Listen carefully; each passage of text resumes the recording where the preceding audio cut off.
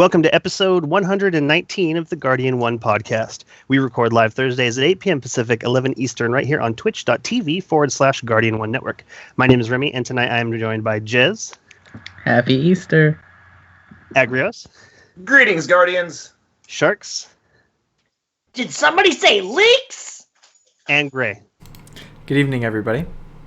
We're going to be talking about all things Destiny, but first, housekeeping. Hello, Guardians. Thank you for listening to the podcast, however it is that you are choosing to listen. Be sure to follow Guardian 1 on Twitter at G1net. That's G, the number 1, N-E-T. In addition, be sure to check out the Guardian 1 website at guardian1.net. If you want to send us an email, you can send it to feedback@guardian1.net. We also have a Budgie.net forums group.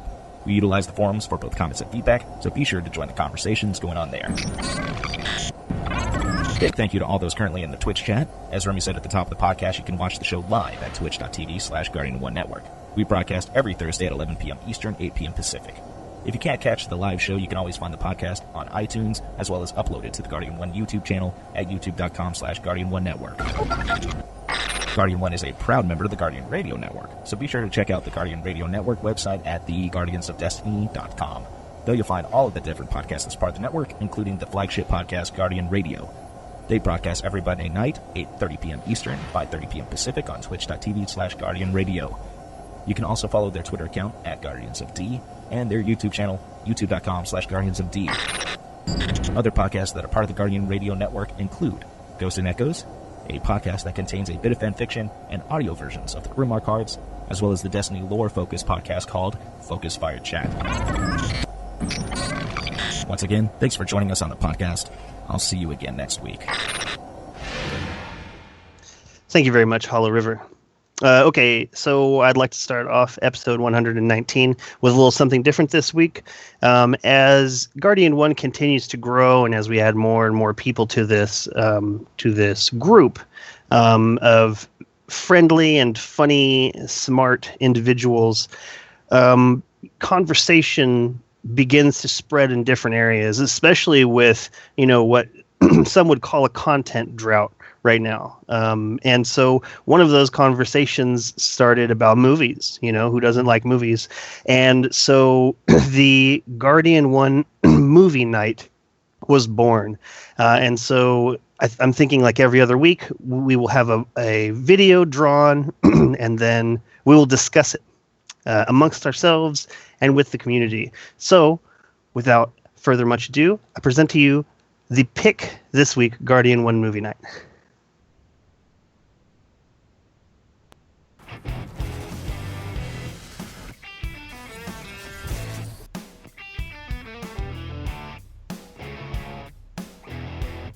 Welcome to Guardian 1 Movie Night and Review. What exactly is movie night, you might ask? The premise is simple. Hey, I thought we were supposed to be using movie voices. No. Okay then. As I was saying, the premise is simple. Members of Guardian 1 choose 3 of their favorite or cult classic movies. We randomly drew. Using a very technical process, including duct tape. I don't even know who you are anymore. Everything sounds better in movie guy voice. Whatever. Once the movie is announced, you have until the following Sunday to watch it. Then join the discussion on Twitter, including fun voting and rating options. Our first movie is Serenity, sent in by Nerdy Girl. A 2005 American space western directed by Joss Whedon. It's the continuation of Whedon's short-lived 2002 Fox television series Firefly. I am to misbehave. Rotten Tomatoes says, snappy dialogue and goofy characters make this Wild West space opera into a fun and adventurous film. She is a mite unpredictable. Be sure to join us in 2 weeks for another edition of Guardian 1 Movie Night and Review. Excellent. Excellent video, Dakota and Ollie. I'm really looking forward to doing this. I haven't seen Serenity yet. I I was very interested in Firefly, and I don't know, it's weird sometimes. You'll be doing something at a point in your life, and then something will be, a significant change, and then everything that you were doing is just wiped clean. So I think I watched maybe one episode of Firefly, despite my love of Joss Whedon and things of this nature. It just slipped my mind, and so now I'm excited to go back and check this out. So we're still unclear about all the details, how we're going to work this out, because part of me is thinking, there's several people in the chat who aren't a part of Guardian 1 that I think would be great to have in this conversation. So maybe an open Guardian 1 channel is a good idea. Maybe we should have a channel dedicated to the community, people who want to be part of our conversation. We can make a channel for people who are interested in doing that. So I don't know, hit us up on Twitter. Let us know what you think about that, if you are interested or whatnot. So again, very excited about this. Gray, have you seen Serenity? I have. I kind of binge watched all of Firefly and then Serenity. I want to say about 8 years ago or so, and then I haven't touched either of them since. So it'll be nice to go back and refresh and watch it again. And I know we're working on a Saturday night for anybody who's free Saturday evening. Dakota is trying to use the application Rabbit to get a group of us together that we can actually watch it all at the same time, streaming it simultaneously on Netflix, and then being able to engage in some banter and some chat while we watch it. So try to keep your schedules open. If you've got some time Saturday evening, there'll be some more information going out. Check out the Rabbit app, because that's what we'll probably be using to watch it together. And yeah, I'm looking forward to it too. Awesome. Sharks, I love the hat. Have you seen Serenity? I'm a nerd in a group with a bunch of nerds. Of course I have. Awesome. And actually, it's actually really funny because my other nerdy friends, we used to do a TV show night, and it was because they wanted to. They were always talking about certain Doctor Who episodes and whatnot, and we hadn't seen all of them, so we decided to go back and watch from the beginning. We made it a Doctor Who night, and then we finished up all of our Doctor Who, and then we decided to go and start doing all these other Joss Whedon shows, and we ended up watching Firefly, and then of course the movie, and then a whole bunch of other stuff. So yes, I'm a big nerd, and it will be fun watching it again and talking about it with all of our friends. Excellent. Agrios, have you seen Serenity?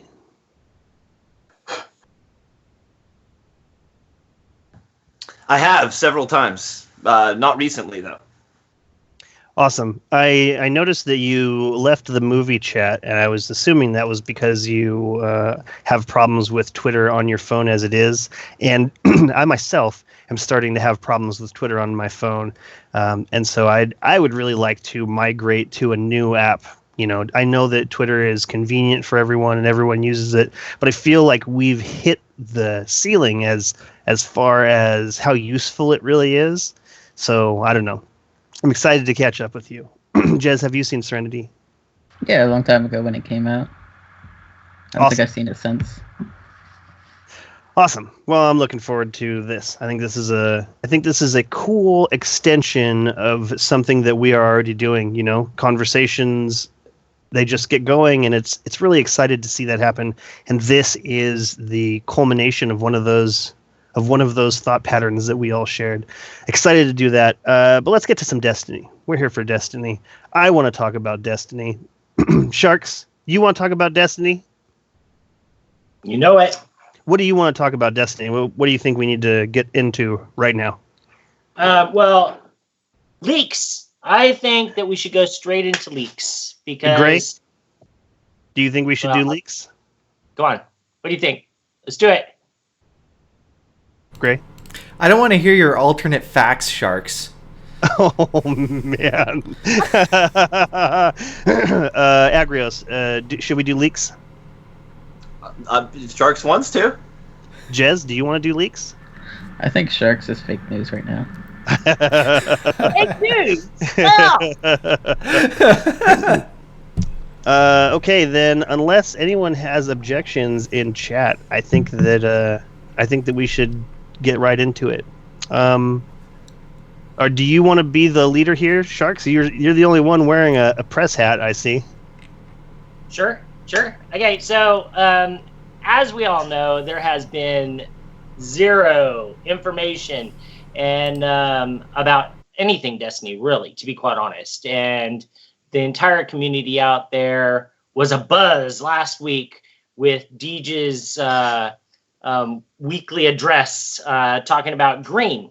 But that's not where the leak came from. The leak came from Amazon. Amazon dropped a big one this week, and it was obviously on accident because they pulled this information very, very quickly. But it was toys. You know, we talked about toys at the end of last week's episode, and of course, I'm a big kid, so I love my toys, especially when it has to do with Destiny. But the toys that Amazon had up happened to be some very interesting sets, and it's sets that a lot of people are theorizing can be basically something that has not happened yet in Destiny. So some kind of update, whether it's Destiny 2, which a lot of people are saying, or I'm actually under the impression that it's something else. But have you guys heard of the Mega Block sets that were released on Amazon? I have not. Agrios? Anybody? Agrios? I had not I either. heard it. I heard am it. aware of it. And my only thought is that sometimes these storylines are made up for the thing, and it might not be an actual thing. What do you mean? Like, they just have to have context for why this guy's fighting this guy. Oh, I see what you're saying. So it's not, it's maybe not specifically. It might not be canon. Right. Okay. So, you know, when we're looking at those other Like- Mega Block sets, those things weren't necessarily canon. You know, Correct. Here is just a setting. So this is what you're saying is it's quite possibly just a setting. Jez, that's interesting take. Like, Well, that's I've true, never right? seen all the Transformer Ninja Turtles fighting Shredder on the Technodrome, but it's happened. I see No, what that's you're saying. true. But there is one thing. There's one thing that goes off of this set is that they are releasing. They're basically, well, if it's true, which we all assume it's true, that they're releasing a vehicle that is not in Destiny. So really? whether the actual flavor text is canon or not, that's not the point. The point is that we have not seen a giant troop transport like this. This is good guys or bad guys? It's Cabal. Okay. Right. So But, I mean, we've seen a number of gigantic-sized Cabal vehicles that we don't really interpret as vehicles. Like, that whole Ballista Arc mission takes place in a tank. right. Yeah. That's- Gray, do you have these images to putting up onto the stream? I don't trying think to there's find any them right images now. of it. I think it's just Oh. the text. Description. Oh, okay. Just a description. Yeah. Like, Interesting. I don't see it as a leak myself. I see it, like Jez is saying, as an interpretation of an environment. Like, what they're referring to as a vehicle, I see more as a set. Like, this is what, like, just like we're fighting Ballista Arc in that giant land tank. Like, okay, like, here's what makes me believe this. It says, tank fully opens to reveal interior troop bay. So this tank's big enough to, like, put the figures Well, inside of it, like, opened up. Like, They you know, could the be- stage that they're going through. they might also just be those mini boss tanks. So you might Right, open there's up like the and one see- you fight going, that Yeah. one you fight mid strike. Yeah, so it might not be the giant tank that could fit everything in it, but Well, it's just the thing where it says tank fully opens to reveal interior troop bay. yeah. Makes me It believe, sounds- you know, it's large enough at least for the figures to stand inside a single level while it's open, you know? Yeah, more like 6 or so things can fit in it. Makes me remember, Um, like, Star Wars things I had when I was young and such. Like the like one- the Millennium Falcon. The one part that does interest me is that one of them is called a Cabal Bruiser, and that's not a name that we have in the game yet. Isn't that also what they call the Cabal they put with the racing sparrows that are already on the market, though? Jez is about to do a fancy-dancy lookup. It's not fancy-dancy. It certainly is fancy-dancy. Every reference to a Cabal Bruiser is that leak, so I can't really find it. Okay, here's something interesting. I did just notice about that Bruiser. He said, "Set this the Cabal Bruiser battle building set, buildable hangar platform. Set the scene for a clash between a Bruiser's crushing strength and a master swordsman's skill." Yeah, the swordsman is Zavala. Cool. Well, they mentioned Zavala as coming in the Goliath tank set, though. Well, okay, so here's the other thing. There was also, and I don't have the info on this, but there was talk about a battle with Cabal in our hangar, the tower hangar, between Zavala and the Cabal using a raise lighter. So the thing is a lot of people are theorizing, oh well, this is Destiny 2. This is them releasing information on toys too early, before it should be sold, obviously. And we're getting tidbits of what Destiny 2 is going to be. The only issue I have with this is obviously we're going to start getting a lot of toy information coming out with all kinds of new toys that are coming out this year. And we started last week with the Todd McFarlane stuff, getting that little teaser from the UK Toy Fair. And again, he posted something, I think it was yesterday or the day before, picture of the Galahorn Witch. I said that was one of the things that they had talked about at UK Toy Fair. But these are toys that they're probably releasing in a very short period of time. Even this Mega Block set with Cabal stuff, they're probably going to be releasing this, within the near future. So what a lot of people aren't taking into consideration is that we have a big update coming. The spring update, the April update, whatever you want to call it. And last year when we got our April update, we had a lot of new content.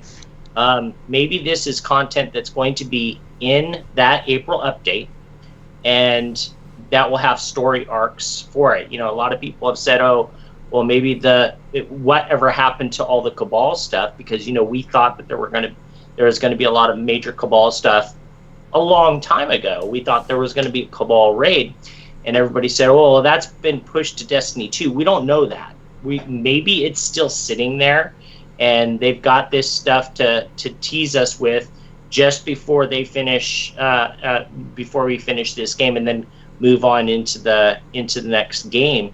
So Cabal stuff coming in April, tower destruction potentially, to lead us into the next game where we're fighting somewhere else. I don't know. Do you have anything other than wishful thinking backing you up on the idea of tower destruction, or is it just something that you'd like to see?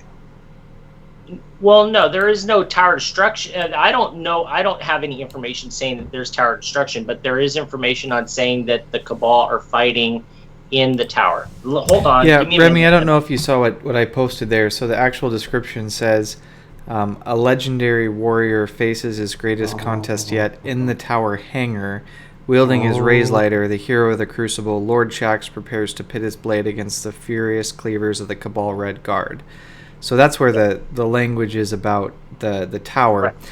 And Jez, you're right in saying that, granted, this could just be a scene. Maybe they thought that people would really like to be able to build the tower hangar and interact with that environment in a certain way. But I don't know. It seems like a little bit of an odd thing to pick Out of all the scenes that they could have created to have this type of an interaction, to pick the tower hangar, I think does lead me to think that something's going to come from a content update involving action in the tower. Well, the interesting part is it also calls them Cabal Redguard, which is also a faction not in the game. But usually when people make sets of toys, and they always have them on a certain scene, they just usually want something varied. So even if this isn't true, chances are the reason why they picked the tower is they're just like, well, we need something interesting and we don't know what to fit in the tower. Right, Okay. if you want to make a tower building set, you don't want to put it out without something interesting going on. Is what I think what Jez is saying. So you got Amanda Holiday fixes a ship. That's all now, we get. Something I find interesting is, we've been told over and over again by our mentors, our Vanguard mentors, that they're stuck in the tower. They don't get to do anything. Cade wants us to take him with us, with us and whatnot. So both of these sets mention iconic figures in the Destiny world. Zavala in one set, Shaxx in the other. I think, it could be a bit of, like Jez says, they just want to put these figures out there in the world, so they need them doing something. And two, if I want to put it in the storyline, I have a pro and a con for both, for future and past. One, since Shaxx is the one actually doing the fighting here, this could be an incursion when the Cabal first showed up in our solar system. They launched an attack hundreds of years before our Guardian even woke up on the tower at one point, and this is Shaxx defending that one attack off. So, as far as the story goes, I could put that in the past, but then I could also go say it's for the future and say that there's hints of this Cabal raid. We've heard of the Charlemagne's Vault. We saw that timeline that showed both Vex-centric and Cabal-centric DLCs that we never got. Bungie has not directly said, but I'd like to find where it's the quote before I say things like this, but they've highly alluded to those DLCs still being part of the Destiny storyline, and they just couldn't get them ready in time. Yeah, and Agrios, I'll add to that we've actually hammered on in the past. In the King's Fall DLC, a distress call went from the Cabal invading group on the Dreadnought back to the Cabal home base. And we were just kind of left with, well, that was interesting that happened because nothing ever came of it. And I've been waiting to see that distress call wasn't just this little story nugget. I'm hoping that this is the beginning of a new story arc, and this would segue quite well in with that storyline. And I think what this is actually them maybe hinting. I think the final touch of DLC that we're going to get for Destiny 1 is totally going to be something that's a lead in to Destiny 2. I feel like our last drop of new content we get for Destiny 1 is totally going to be like the prologue for Destiny 2 as far as where the story is going to head. Definitely. So something like this, a Cabal incursion on the tower as part of the last DLC, I'd be down for that. Well, and you also have to think about something else. Is in theory, the Cabal are going to be really pissed at us because the Cabal sent an attack against the Dreadnought, and we stopped them. So now they're not. They weren't just going after the Taken. Now it's like, oh well, those stupid Guardians, they got in our way. Let's go and take them out so we don't have to deal with them anymore. You say sort of, Agrios, but they were sent there basically on a suicide mission to detonate the Dreadnought, which would have vaporized everything in our solar system. No, that was a last-ditch effort. They were threatening to detonate their ship if they didn't return their commander. Right. Is that right? Yes. Yeah, they rammed the ship as a last-ditch effort, and then they threatened to detonate it if the Taken didn't return the commander that was taken by, orcs. Man, this is a great example of how, two different people can have two completely separate takes on the same information, because I didn't see it as a last-ditch effort. I saw it as they were trying to strike a win. They were trying but ramming it wasn't part of that. Interesting. Yeah, they're big enough to take them on. They just thought that getting that in there and being able to fight from that point on, they wouldn't have just gone. Cabal don't run from a battle. No, especially not when they had two of their bash bros, their superstars going in there and working on it too. They thought they were going to go in there and kick some ass, and they probably would have if we hadn't gotten in the way. I want to know how big these play sets are going to be. In addition, I want to know how much they're going to be, because this sounds huge. Well, if you think about the Fallen Walker, it's a pretty big play set, and it's right around $60-$70. So I'm thinking probably similar size. I'm thinking about 120. I'm thinking like 150. I'm thinking for the Cabal tank that opens up, I'm thinking, 120 to 150 range sounds about right. This is going to be the first run was their testing the waters, and they can barely keep the things on the shelves in a lot of places. Yep. $1, Bob. What? Is it $1, Bob? He's voting less than all of us. So if I want to play off of what Agrios said. If this might mean that this is coming still in Destiny 1 as DLC, how do you guys feel if you knew that these rumors and some of it confirmed, that Bungie has dedicated the majority of their staff to focusing on Destiny 2? If we find out now through some of this information that they've actually got a team also working on more content in Destiny 1, does that make you happy? Or would you rather have those resources invested in Destiny 2 so it could come out sooner? Well, whatever we're getting has already been done forever, and they're only fine-tuning it for delivery at this point. Yeah. Like, it's been done, and they're just polishing the little edges, like, with a tiny, tiny little team, I imagine now. But it's going to be dropped based on when they want it to drop to time to string us along appropriately, marketing and hype-wise. Yep. It's been like that for a long time. Okay, here. This is the easiest way to show it. If you go back and look at the very first trailer back in 2013, am I thinking right? Yeah.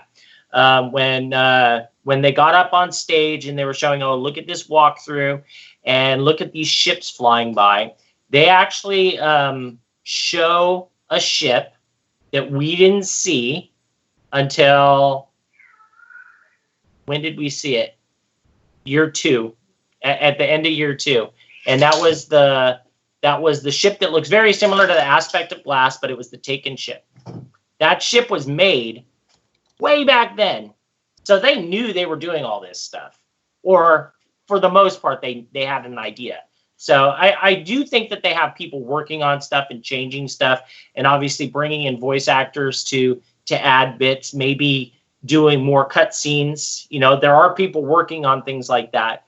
But I don't think that there's a big team, doing a whole bunch of work. Definitely not. I could definitely see this being some portion of canon. I could definitely see this being, like a taste of things to come. And at the same time, I could definitely see, like, okay, well, what would be a cool play set to have? Well, what about the tower hangar? Like, what about this other piece of gear, this other vehicle? If I had to place my bet, which I've been wrong basically every single time I've ever made a statement about Destiny, I've been right about it, but it's not been right in the way that I want it to be right. I would say that this is definitely a taste of things to come. I did want to say, though, hilarious Unilala says, where did it go? Chat is moving tonight. My question is, how the hell does Shaxx get a raise lighter? And then Mark Square says he farms materials like forever. It instantly put me into, imagining him out there trying to get these swords. And that made me laugh. So, Unilala, Mark Square, you guys are funny. But yeah, I would definitely say that this is a taste of things to come. We've not seen this Redguard before. I don't know how or why I stayed away from the leaks, but I saw a lot of people talking about this, and I don't know. I don't know why I stayed away from it, but I did. And part of me is happy that I did, and part of me is sad because, lots to think about there. What else you got, Pressman Sharks? I'm good. Let's go on to some other. Give everybody else time to shine. That's all I wanted to talk about right now. Awesome. And our conversation is complete in your mind? It's complete in my mind, getting everybody's input on it, and we will see very, very soon. I like it. So do you think that it's a taste of things to come, Sharks? Oh, yeah. I honestly think, I do not think that it is, if it actually is something that's going to be in Destiny, which I kind of have a feeling it is, because we have seen this with Bungie-related stuff before being dropped early. We saw it before Rise of Iron. Lots of stuff was being dropped early from this and that, and everybody was like, oh, that's kind of weird that these places are doing it. Well, and then after a while, everybody was like, well, maybe Bungie or Activision or both are kind of saying, hey, if you drop this early, that won't be a bad thing. So it wouldn't really be that surprising to me if they're doing it. They tell these companies, okay, we don't really want you dropping it now, but if you drop it kind of around here and then pull it off again, we're all right with that because it's free press. We'll take as much free press as we want. But I don't think it's going to be something for Destiny 2 because we haven't heard anything about Destiny 2. Why would they be doing that so early when we haven't heard about the April or spring update? So I think it's something to come potentially in the spring update. And that, if that's true, that has me excited. I mean, when I keep thinking about this in terms of, okay, so they don't launch Destiny in 2007 or Destiny 2 in 2017. This gives them some time to really ramp up and pull back a Destiny 1. Because what I'd really like is I'd really like a way to wrap it up. I'd really like a way to encapsulate everything that's happened in Destiny 1. I'd like it to be a nice, clean section of history, and then just look at that. And I don't necessarily feel like we've had that wrap up. I don't necessarily feel like we've like if they did come out with Destiny 2 at the end of this year, I don't think that they're not done telling Destiny 1's story. I don't know why. Because we've seen quite a bit in the time that we've been playing this game, and so I don't know. No, I get what you're saying though. We've gotten all these tidbits of like side stories, but it just doesn't. I agree with you. It doesn't feel like any of what you would think the beginning storyline should come to a wrap by the time the end of this is, to bring us into whatever next storyline it is. I totally agree with you, and I think everybody's wish is Destiny 2 is different. They don't want to have carryover, and I'm really anti believing that something like this would happen. But they'll throw in this last DLC just before the end, and we'll blow up the tower, and we won't have any of these guns. And I don't really see how they could work that into that, but they have to do something to explain why we're going to go on to whatever we're going to do next. I totally feel that. Or if they don't, it's just been, oh, well, okay, we spend our lives, we're in this Destiny world, and we just know that we're going to do this, and then something different's going to come up, and it doesn't feel like a congealed story. So this, hopefully, like you say, will wrap it all together. I could definitely see and am very interested in an assault on the city. Like, I think that in terms of exciting possibilities, it sounds cool. I don't think that the entire city should go down. I don't think that every tower should be broken. Like, I feel like it would be really cool to fly into the tower to get your gear, looking out at the Traveler, and there's charring from blasters on it, and 1 or 2 or 3 or 4 towers are just have smoke rising from it, and there's a bunch of areas of the city that are destroyed. Like, I think that this is an exciting setting. It puts a sense of tension, what is going on, and so I'm very excited about that. But I just can't imagine them destroying the tower.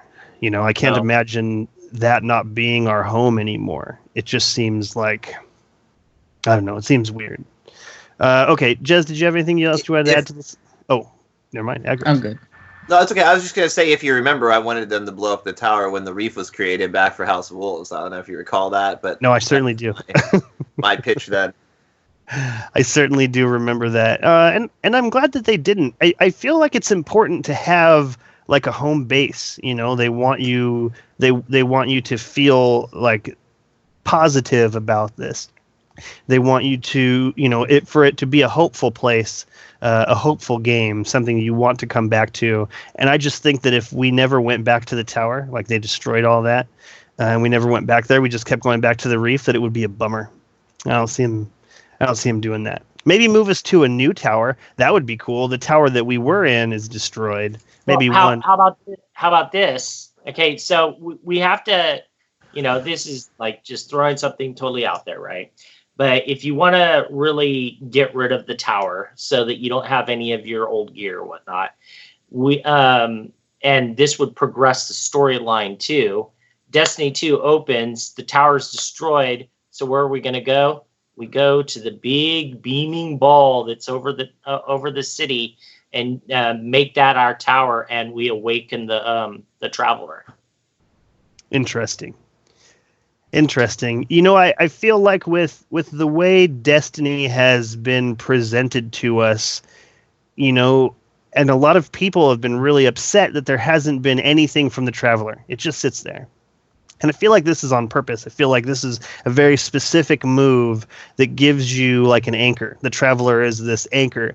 And so if it did move, or if it did do anything, this would be huge because it hasn't done anything for so long. Like, I've taken so many pictures of that Traveler, it's ridiculous. And it's always been there. And for it to move or to glow or to send out a beam, any of this would be huge. And I don't see them doing that before Destiny 2 or until like maybe an ending cutscene. Like, what I want there to be in Destiny is a definitive end, but something that isn't that big until Destiny 2. Like if you want to move it, that's cool. If you want it to activate, or any number of these things. Just a light come on, or a signal. That's the last thing. There's a signal beeping. Oh, there you go. That's your whole storyline for Destiny 2. Let's go and check that out. Right. Not gonna lie, the most Bungie thing they could do is just turn on like a single light on the Traveler and not tell anyone. Yeah, and then someone would be like, "Was that always there?" Yeah. That would be really cool, Jez. I also imagine like maybe just a glow of lights coming straight up off the top of it. Some kind of like a signal, a beacon or something. I think that would lead into something really cool, like the Traveler is calling something else from somewhere else. I think that would be a cool way to lead into it as well. Man, I want to play it right now. Not only that, but look at this. My 8-year-old has been writing down things that interest him, and he wrote, "I can't wait for Destiny 2."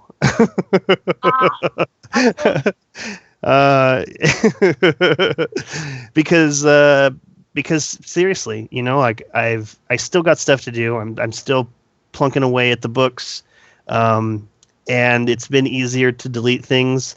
And at some points in my day, I'm way ready to accept that I'm not going to take anything from it right now. Nothing that I have in Destiny 1 is going to happen right now, is going to carry over. But what I really want is for my characters to be on all systems. I want to have 3 characters, and I want them to be the same ones that go to Xbox or the same ones that go to PlayStation account wide. That's what I want, because as much as I enjoy playing Destiny, as much as I don't really mind doing 2 of everything, having all of my efforts go into the same 3 characters would be amazing, would be fantastic. Like, if you added up everything that I have on both systems, I have a sweet amount of crap. And I don't know, for the most part, I always talk about how I try and have the same thing on both systems, and for the most part I do. I can't really tell the difference when I'm playing them. When I first picked up the PlayStation, I played a lot of Warframe so that I could get my left thumb used to the positioning of the joystick. So, but after that, like I don't even notice. I can pick up either controller and just play. There is zero difference in my brain with what I do. And it's crazy too because I use my right thumb to activate the ghost on the touchpad, and I use my left thumb to activate the ghost on the select button or the options button or the files button, whatever stupid crap Xbox is calling it now. Okay. Gray, did you have anything else you wanted to add to this? I do not. Excellent. Then why don't we go into what you have, Agrios? What information have you dug up for us this week? All right. Well, the next update, as we know, is coming. It's called Hotfix 2.5.0.2. And the plans are to launch it on February 14th. They say that they've been using their own screens to share some future plans that they can't even tease with us. And these streams internally are an excellent way for them to communicate with each other inside their own house. So it's interesting that Bungie's going so far. I guess, to me, it's interesting that Bungie's expanded so far to the point where, we heard the numbers they originally started with. Now they've added 2 more studios. It makes sense that putting on giant stream presentations are probably, a very effective way to communicate in a large company like that. So it's interesting they're doing streams for each other now. That's awesome. But we can look forward to a stream next week. It's going to be the Sandbox Update stream, Wednesday, February 8th at 10 a.m. Pacific. Sandbox designers Josh Hamrick and Greg Ping will delve deeper into the preview of their goals that they listed last week that we went over from the last week's Bungie Weekly Update. And their plan is to talk about the different ways in which we fight in Destiny. What is the purpose for different styles of attack? How are they performing right now in comparison to each other? And how is all that about to change? These are the questions that we can look forward to this stream answering. The last stream we had was the Sparrow Racing stream. Are you guys looking forward to this one coming up here? I mean, is this high on your excite list, or is this let's see what they do now? I think that overall I could really watch them go over everything. We get little bits of detail that are cool. We get some lore, which is cool. We get some background, which is really cool. But it could really be about anything. I'm excited to just gain more information every single time they stream. It's interesting to me as like a super fan. But I meant, are you excited or dreading the changes? To what? To the weapon balancing? The weapon update. What they're going to do to fix our Clever Dragon Matador situation. Are you excited or dreading it? I'm excited, and I'll tell you why. Because whenever they show you like the most used weapons in a specific scenario, I always feel like the ones at the top are like super dominating, and those are the ones with a target on their head. And basically, no weapon I ever use is at the top there, so I know that they're not taking aim at my specific gear. So I'm excited about it. I'm really excited about the meta being shaken up, just because it's about time. A lot of people are talking about they want nothing going into the next game because they want to be surprised. They want to go out and experiment. They don't want to just be saddled with the same gear or equipment that they know they have to use in order to be competitive. They want that feeling of exploring with the gear. And so really, I wonder what the next top primary is going to be. What the next top secondary is going to be. I think that it's very exciting. I don't know, Sharks. What do you think? I'm looking at it actually as at a different way.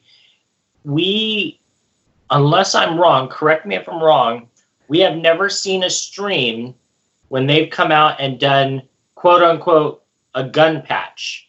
I think that there's going to be a lot more to it than just a gun patch. I think, they're gonna bring Josh on, and he's just gonna get on there with a random gun and shoot people. I don't know. I think there's gonna be a lot more to it, and I'm really, really, really looking forward to it. I love all the inner workings of anything they show us, but and maybe it is just going to be a gun patch, and they're going to explain why, and they'll go in and show us old versions versus new versions.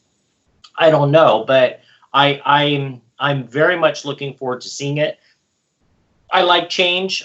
We are at a stale point in the game for a lot of different reasons, and even if they come in and completely mess up everything, it's going to be a new game for a while. So I like it, and I could care less, what gun is better than the other. I mean, you know me, I don't go with the meta most of the time anyways, so. I see what you're saying. Gray, what do you think about this shakeup of the meta, and what do you think about them streaming it? Like, Sharks brings up a really good point, and I'm excited for them to give what I hope will be a demonstration, watching them go back and forth between the two. That would be really cool. I'm not sold that that's how it's going to work out, but I don't know. From what I hear, Josh Hamrick is a badass in the Crucible, and so I'd love to see him mess some fools up, Gray? Yeah, I'll answer the second part first. I am just as interested in knowing the why that I am the what. In fact, I'd like to know the why about past metas. What went into the decision making to result in, and I'm a year 2 player, so I can only think of like that long block of time that 1,000-yard stare was the top gun. Everybody had to have it. Everybody had to use it. And I mean, they didn't have to, but as far as what the meta would dictate, and everybody complained about it. And then moving into a meta where the universal remote was so overpowered, and I actually really liked that meta. I really liked universal remote. It fit well with my play style, especially for somebody that is not a big fan of the meta right now, and finding that I'm losing to Matadors and losing to the shotgun. So I'd actually be very curious to see the decision-making process and what things are actually intended consequences of the decision-making process and what things were unintended consequences of that decision-making process. Did they really intend for this new phase of Destiny after Rise of Iron to have Matador be such a strong weapon? Or was that just kind of like, oh, I guess that the little tweaks we did, this is what rose to the top, and they weren't necessarily expecting that? I'd be very curious what's intentional and what is unintentional. So I'm looking forward to the stream, and I hope that they go into pretty good detail as far as not just, we throw these things out there, we make sure that they play well with our testers, and then when we see some things being overused, then we make adjustments accordingly. I mean, we know that. I don't need to hear that story. I want to hear a little bit more in detail about what they're actually doing and why they're making the changes from a very specific level, like changes in the range of a specific gun or the rate of fire, or when they took snipers and they said that they were going to increase the number of frames when you would zoom into your scope. That was great that they told us that we were going to make this change thinking it would have an impact in this way that gun gets used in the Crucible. So I hope they do that same thing. Also, to answer the first part of the question, I really don't like the current meta. There was times when I would die from 1,000-yard stare, and I died a lot from 1,000-yard stare, but I felt like it was mutually because the player that had shot me with it showed a certain level of skill, and I certainly stepped out into a lane that I shouldn't have stepped out into.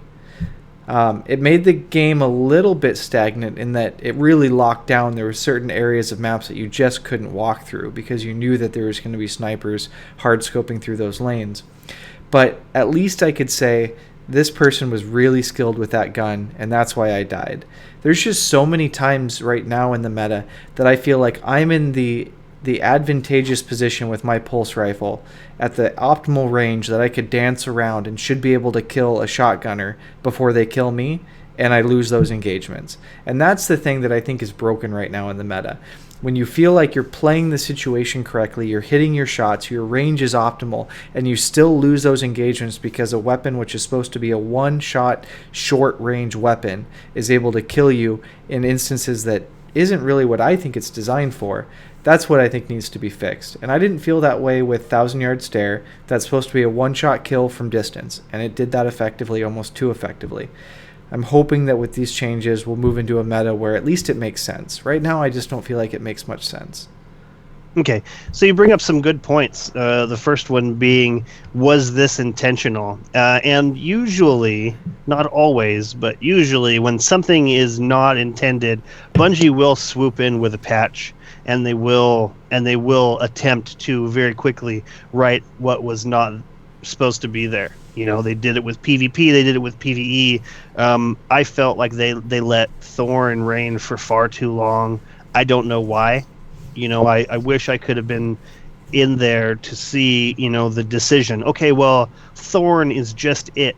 And the people who have Thorn are the people who have the endurance and ability to get 500 points with void kills. Like, this was a crazy, not totally crazy, but it decreased if you started losing. Happy to say I did earn my Thorn that way. Just basically right before they started handing them out to everyone, I got mine the right way, and it makes me feel good. But so I would say that it's not impossible, and it might be likely that they said to themselves, okay, well, let's take one shotgun, let's take two shotguns, let's give them this too good to be true stats, you know, because Matador, you know, there's a reason why people call it Mapador. You know, like this is, and it's been this way for a long time. So was that intentional? You know, were they trying to, you know, put these specific guns on a pedestal, and this is what you sought out? You know, same thing with that pulse rifle, with that Iron Banner pulse rifle. You know, did they mean to make it so crazy? Sharks. Correct me if I'm wrong, but Josh Hamrick wasn't here during the last update, was he? That was before he came back. Yeah, so maybe that's part of it. Right, Josh Hamrick comes back and he's like, "What did you do?" I mean, okay, there are a lot of people in the community that were saying, "Oh, you know, the reason that handguns have been dominant for so long is all because of Josh Hamrick." And, you know, people like to put blame on everything. But after he left, everything kind of went to shit. Really, to be quite honest. And I know they tried fixing things, and obviously, you know, he's not the cure-all, but he is really good with his gun game in the game. So, you know, and I'm not just talking about shooting people. I'm talking about everything involved with guns. So maybe that's part of the thing. Yeah, I could definitely see that. And then the other thing you brought up, Gray, was how things are supposed to feel in the game. And you're right, when you have put a dozen shots into an oncoming enemy, they don't die, and they take your life from a distance or a situation that should not be. It's very frustrating. I died to a lot of 1,000-Yard Stares myself, and once they introduced those changes, the additional frame when zooming in, and also I think it was like 25% more or 0.25% more flinch, I found that I was winning engagements with sniper rifles in the way that it was intended. And I feel like if you have a bead on somebody and they're not paying attention to you, boom, done. You know, I get that and I understand that and I'm cool with that. But if I'm aiming my scout down a lane and I see a person come out and I'm putting shots on them before I even see that red light, and they're able to just shoot me through all of that, that doesn't feel right. In Halo, they took you out of ADS when you got hit while you were using a sniper rifle. You could be aiming down, you could be aiming through the scope, and if you got hit at all, you came out of scoped. Like, that seems like the way it should be to me. I understand that, you know, even if you're being hit, you know, you're not going to come out. You're not going to be like, "Oh, I've been hit, I'm going to put my weapon down." You know, it makes more sense for you to be able to continue to aim down scope or aim down sight. But I'm very interested in winning those engagements. And if I'm shooting this person in the head over and over and over and they still kill me, it doesn't feel right. It doesn't feel right at all. And Remy, I think that, back with the 1,000-yard stare situation, it wasn't the minority of cases. It was the majority of cases where they would kill you. It makes sense that a really good sniper with that flinch enabled might still be able to twitch snap their controller and get that kill on you in the rare minority of situations. One out of every 10, you lose that engagement. And you'd probably be fine with that. You'd be like, whoa, that guy pulled off an amazing move, because 9 times out of 10, you win that engagement. But during that meta, it wasn't that way. 9 out of 10 times you'd lose that engagement. Yes. And you're totally right. That is what it makes it feel like. Because now, and I didn't even have words for it, because now when I'm shooting the person and they still hit me and I still die, I think, that was good skill there. Because even though they are flinching, because I know what it looks like when you're trying to use a sniper and you're being hit, so for them to still hit me, you're totally right. There's a level of skill involved there, instead of it just being, this is just how it is. And that goes right back to that being in the special slot, So that's a really great point. Jez, what do you think about this rebalancing and the twitching of this rebalancing? Well, since my favorite weapon type is scout rifle, I can pretty much safely assume that there's going to be very small changes to scout rifles, because they have not been touched since the game came out, it seems. They nerfed Field Scout, and I think that was the biggest change they've made. I think so too. So I doubt I'm going to see too many changes through my playstyle. It'll be nice to see less of theirs. Couldn't you see...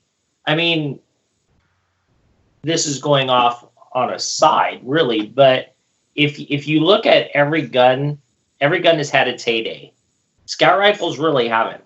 The multi-tool itself was a good gun, but scout rifles overall didn't dominate at any point. Well, if you gave them all a letter grade, they've all bounced back and forth, and scout rifles have very much been a B weapon for all of PvE. It's really good workhorse, but it's not going to outperform the gun of the meta. Right. So, I really like it. I really like scout rifles. They are a good workhorse. It's weird, because whenever I play an MMO, if a class doesn't have nerfs or buffs, I feel like that class, even though it means the developers think it's balanced, to me it feels like, well, I'm not getting any attention to my playstyle. Even though it could be a nerf, and I'll be like, oh, damn nerfs. But at least I'll know that they're looking at my gun. Jez, wasn't Mida pretty strong in the meta, though? Only Mida, because of... high caliber. High caliber. Apparently that's all fake. High caliber rounds doesn't work at all. You're muted, Agrios. Yeah, he's probably just saying that they did research and find out high caliber rounds actually does nothing, which is useless, and it was the base. Well, it doesn't. Be clear, it doesn't do anything on scout rifles. Yeah, but for Mida, it changed something. No. For Mida, what was referred to as the high caliber round intrinsics perk was likely just Bungie altering its flinch stat. They were changing the hidden stat itself. Oh, okay. And that's not the way high caliber rounds and whatever the current structure is actually applies to scout rifles. What does it do? It does what you think it does to pulse rifles and auto rifles. Yeah. But hand cannons, it has very little effect on, and scout rifles it seems to possibly have a detrimental effect on. And the only time scouts had a heyday, for Mida especially, was just that one section in Curta's End, so you could solo it. No one really PvE anyway. It was PvP champ. No one looks at scouts and says they were the best gun at any time. They're like, no hand cannons, no pulse rifles, and in the beta, no auto rifles. Yeah. Right, the Galahad. But that's why I say you never know. You never know. They could come in and say, okay, well... For PvE, the raid scout from King's Fall was my go-to weapon for that raid. Was I using the wrong gun for that raid? No. Well, no, you're not using the wrong gun. Scouts are, like, a really good weapon as it is. But if you got good with a hand cannon, you'd be even better, type of thing. Alright. Also, I don't think their purpose is to set one particular type of gun to have a heyday. I think they're trying to make them all be equal, and they just keep moving sliders that affect other sliders. I'm trying to make your Skyrim character they look said good. things that have concerned me about wanting things to have their heyday before. Absolutely. I was just going to bring that up, Agrios, when they said things like, you're going to remember when, Saros was the king, and you're going to remember when Thorn was the king. Like that's what you're talking about, right? Along those lines, like when they were having one of their talks going into a time like this when we were about to have a weapon redesign, they're talking about their philosophies on things.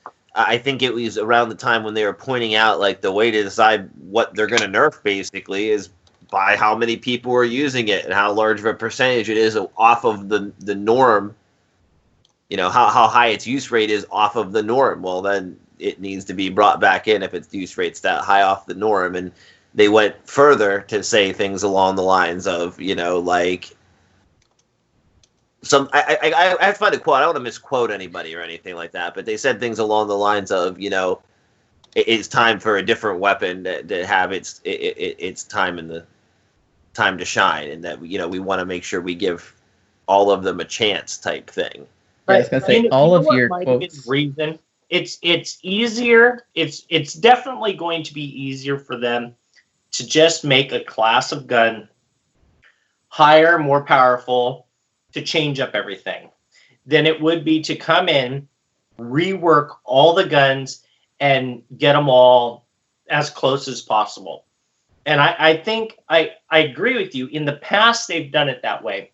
And that's why I said to Jez, you never know. Maybe if they're still thinking along those lines, then it's time for scout rifles. This is going to be the last big weapons patch. Let's have scout rifles be in that main meta part. But at the same time, I think that everybody at Bungie, everybody in the community is sick of seeing that. They don't like where the meta is one type of gun or one specific gun. They want to see variation, and they've gotten better at it. And I think that that's part of the big, huge thing that they're talking about doing is coming in and making all the guns very, very viable. Nothing really, it's going to be impossible to say there's not going to be a gun that's going to be better. There's always going to be. But overall, maybe they're so close that it won't matter. And you'll see a lot more people like myself just going in there and using whatever gun. And it's not just me. I mean, I love, like, for instance, I love watching Briar Rabbit. And Briar loves his hand cannon. And he'll go in and he'll use that all the time. And it's not like the best gun to use right now, what he's got, but that's what he likes, and that's how it should be. You should be able to pick up any gun, be able to go into any activity, and for the most part, be able to deal with everything out there. And I truly believe that that's what Bungie wants, and I hope that that's why they've got Josh working on this. I like it. I like it a lot. Agrios, what do you make of this weapon balancing and their twitching of it? And then moving on. You're muted. I like being muted. I like it there. I like the contemplation and silence. But anyway, I thought you're going sadism route. I like, yeah. I think that. I think I like information. I like transparency. I think when they were hyping their Twitch streams, I was expecting them to actually like do them more often than they've been currently doing them. Definitely. Even if it's just to hang out, bullshit with us. You Well, gotta have something epic to release every single one. Just, you know what? It would be somebody cool. up there to talk about things he likes to talk about. Whatever. Or what if they just started streaming? Like, what if every week? I mean, there's a lot of people at Bungie. What if every week there was just an hour or 2 hours of anyone playing anything and then just hanging out? You know. And if they throw out tidbits of cool conversation, cool. If not, we've gotten to hang out with this person. You know, they'll know him a little bit better. Jez? I feel like they tried that last year, and then over time it just got more and more toxic. What do you mean? That they tried to stream a lot more than they do, and then it just got toxic the more they streamed. Yeah, but they fixed that by not having anybody except for subscribers. Subscribers. Yeah, I mean, it doesn't make a difference who it is that's streaming. You're going to get toxicity there. Just turn the chat off. Yeah, you don't even have to have the chat on. Just, I'm showing you this. Come and view. If you want to view it, you don't need to. Everybody can chat in their own places. Well, I mean, subscribers these streams anyway. If Guardian 1 wants to chat about it, we could host the stream, and all Guardian 1 can chat in our chat about it. Everybody out there is hosting the stream anyway. Like, Gathalions fans are all on Gathalions channel watching the Bungie stream when it happens, talking amongst themselves. Bungie doesn't need to run their own chat every one of the streams. Just run it for the event streams, and toxicity shouldn't be a reason for them to back off from streaming. It's like paving terrorism.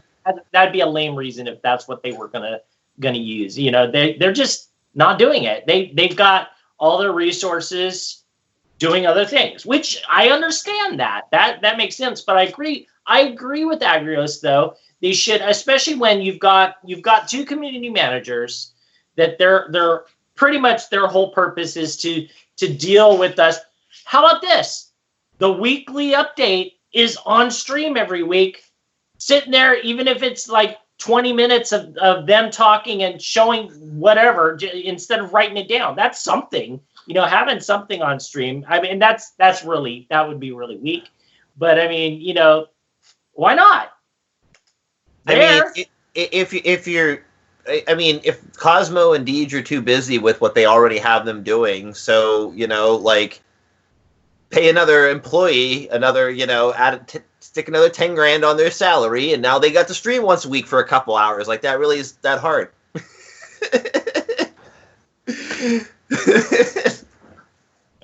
But I look forward to the weapon rebalance. Things get stale. I don't have a problem. Everybody has problems with the meta. I don't have a problem. The meta has come to me.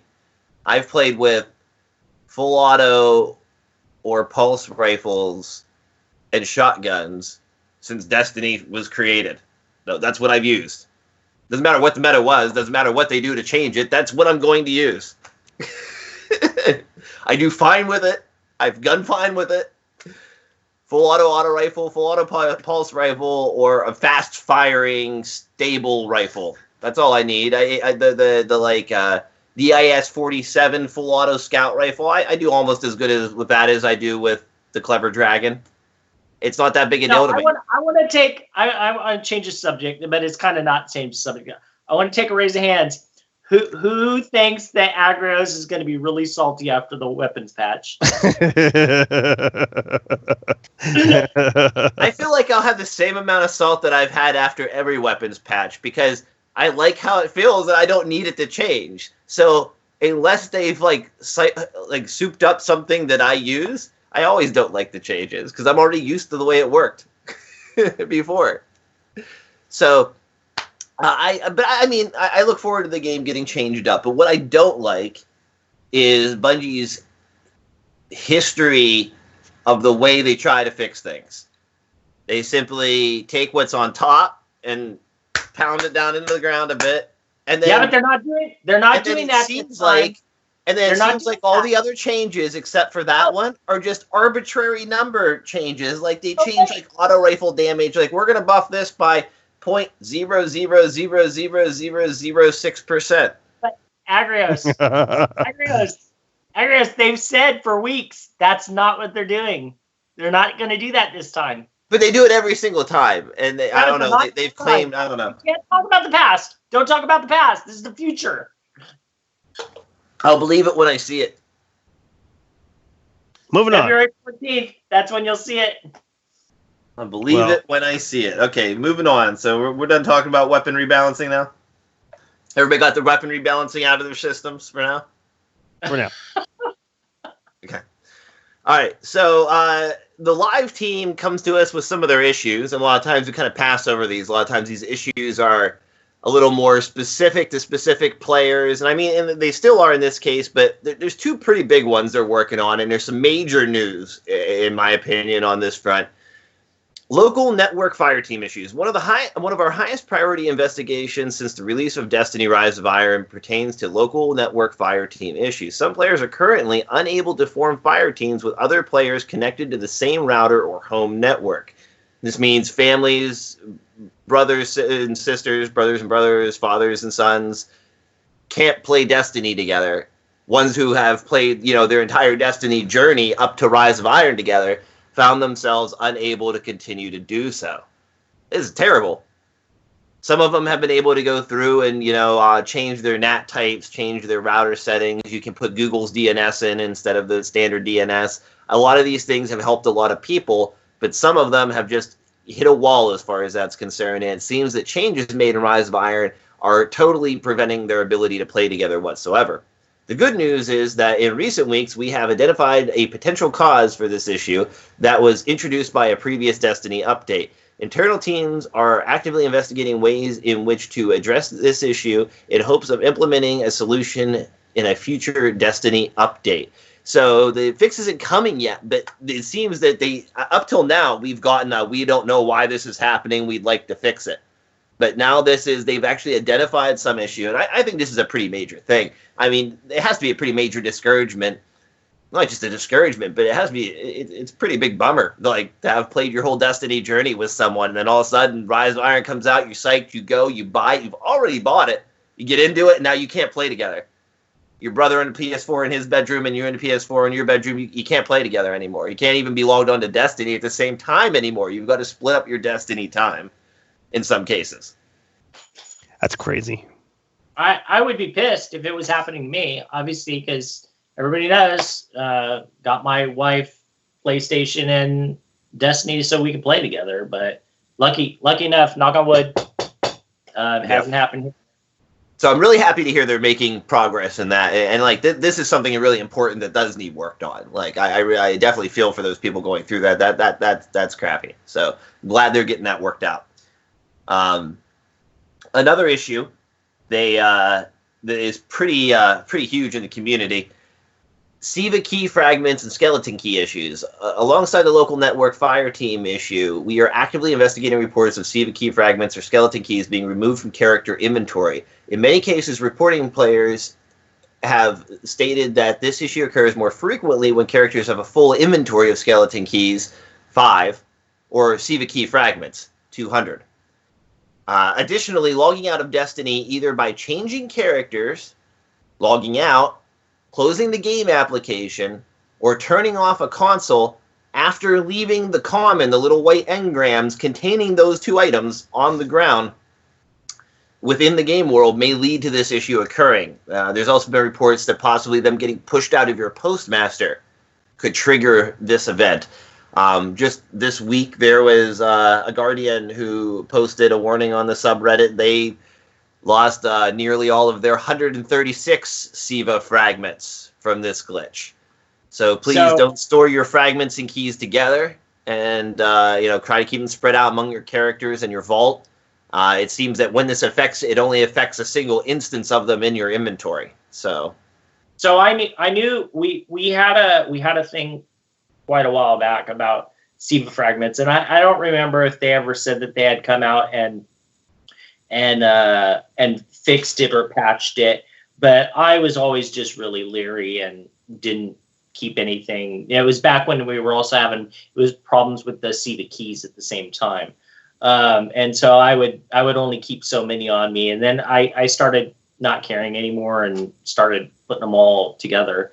But the actual skeleton keys, I didn't even think about, doing the same thing with that. And because I don't really have much going on as far as, what is it I'm working for? The only thing I'm working for is stockpiling.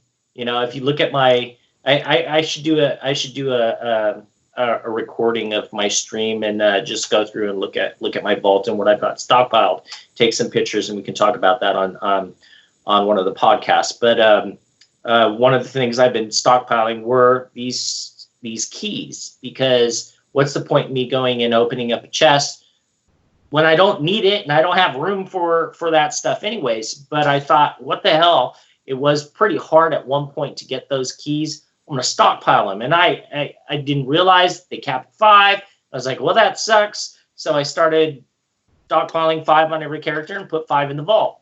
And I don't know, it was about a week ago or so. I got on my hunter and I was like, where the hell are my keys at? Like, they're gone. And then I just thought, okay, well, maybe I really didn't do all those strikes that I thought. Could have swore I maxed them all out. And then they go and show this. So it definitely is happening to people. Be very, very leery.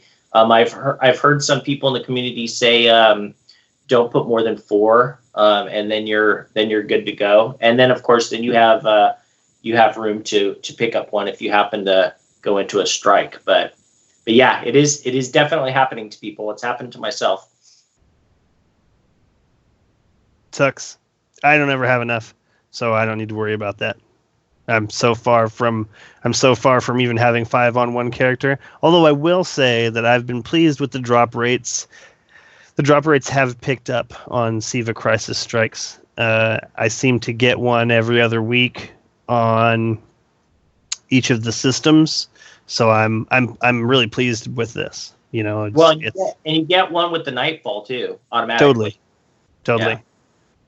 But because it doesn't matter getting to 400 or having a specific piece of gear, like if there was a firefight mode, I would be doing the Nightfall 3 times a week and just keeping my mouth shut until I got the icebreaker. But because there's no real reason to get it. Yet, Remy? No, I'm 400. Okay, I thought so. But I could have all of my characters at 400. I'm like 400 on one and 399 on the other, and then 398 on one. I shouldn't say this, and Briar would kick my butt, and I would say it to him too. But I was really surprised. So I was watching his stream today because he was giving away blue headset. I watch his stream all the time anyways when I get a chance when I'm not playing. But I really wanted to watch because I was like, okay, well, if you're going to give away something cool like that. And I just left it on until he did it. And he was going through his vault, and he had so much stuff that wasn't 400. And I'm like, what the hell? You're slacking. You really are slacking. And I can say that. He's slacking because dude plays a lot.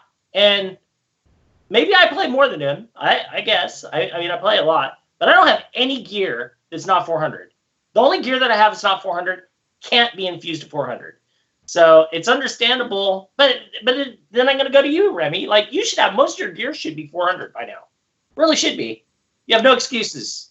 Well, I don't know. Maybe he does do a lot of, like, weapon testing and things for videos. Is it possible that he's used up his fodder for weapon testing things, for weapons that end up being crap that he's, then puts into other things, like, you know what I mean?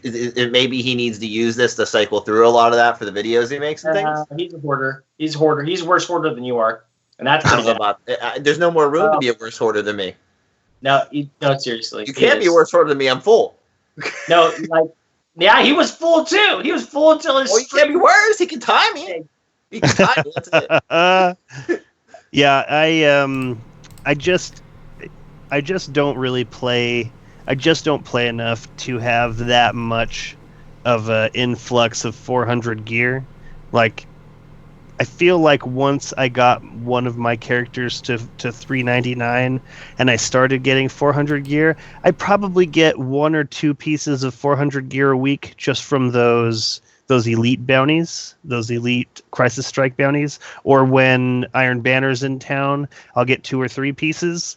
And so I'm just trying to balance them all out between my 3 characters so that when I do go into a situation where light level is taken into consideration when a piece of gear drops, then each of my 3 characters are able to do that. And also, I would probably do a lot more if there was a reason. I watched a great video from Datto this week where he talked about there wasn't any reason to go to 400, and this is something I think about all the time, and we've talked about previously, and there is none. There is no reason to even worry about getting to 400, really. He did say that there was exceptions could be made for like Iron Banner, where light level matters, or Trials of Osiris, but in PvE, there is no stress testing. There is no real trying to squeeze the most out of your gear, and that was one of the things what's that? I think it was in the same video. It's not just like 400 either, that there's no reason to, it's like, what's the point chasing Grimoire? What's the point in doing this? There's a lot of stuff in the game that really is only meant for the completionists, Other than that, there isn't a point, and that's the sad part, and that's going to be the sad part of any game, but it's totally true.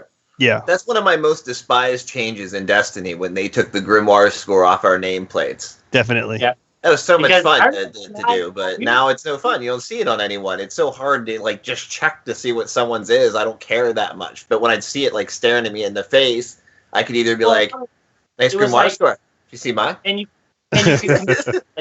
It was like, who's got it higher this week? Sharks does. Oh no, Agrios does. Oh no, Remy's coming behind. We can't let him do it. Right.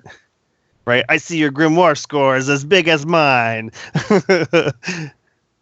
But yeah, it's sad that they took that off. You totally. Yeah. To put what information? So now we know we're all level 40. Good thing I know I'm level 40. Right. Because if a guy was 400 light and he wasn't level 40 yet, there's no way I'd take him in my party. He's got to be level 42. 400 light's not good enough. Yeah. That's I don't get that change exactly. But I think... I don't know. I think there's been a lot of good quality of life changes, but then there's a lot of little things like that I think they missed the mark on, and they need to go back to. Like things, I think there's been, for as many awesome things as happened in Destiny, there's also been that many missed opportunities. Right, because who cares? Who cares that they're level 40? Right. It just doesn't even, I'll tell you what, what I have been doing? I've been playing with Lucy recently.